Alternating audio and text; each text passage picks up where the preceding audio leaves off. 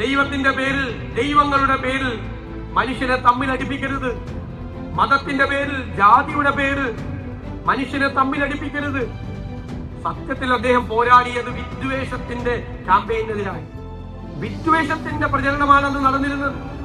ജാതിയുടെ പേരിൽ, മതത്തിന്റെ പേരിൽ ആളുകളെ ഭിന്നിപ്പിച്ച് ശത്രുക്കളാക്കി പരസ്പരം പോരടിപ്പിച്ച് മനുഷ്യർ തമ്മിൽ സ്വയം കൊന്നൊടുക്കുന്ന, ഇല്ലാതാക്കുന്ന, പരസ്പര ബഹുമാനമില്ലാത്ത ഒരു കാലത്ത് നിന്ന് ദൈവത്തിന്റെ പേരിലോ മതത്തിന്റെ പേരിലോ ജാതിയുടെ പേരിലോ തമ്മിലടിക്കാനുള്ളതല്ല. ഒരു ജാതി, ഒരു മതം, ഒരു ദൈവം, മനുഷ്യന് എന്നുള്ള മഹത്തായ, ഞാൻ നേരത്തെ പറഞ്ഞതുപോലെ കാലാതിവർത്തിയായ ഒരു സന്ദേശം, നമ്മുടെ ചെറുത്തുനിൽപ്പിന്റെ, നമ്മുടെ പ്രതിരോധത്തിന്റെ, നമ്മൾ തോളോട് തോളൊരുമി നിൽക്കണമെന്നാണ് ഗുരുദേവൻ നമ്മളെ പഠിപ്പിച്ചത്, അല്ലേ?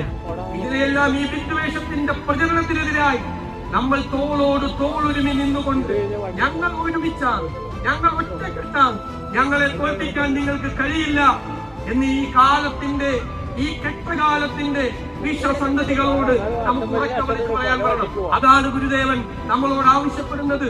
ഗുരുദർശനത്തിന്റെ പ്രസക്തി അതാണ്, ഗുരുദർശനത്തിന്റെ സവിശേഷത അതാണ്.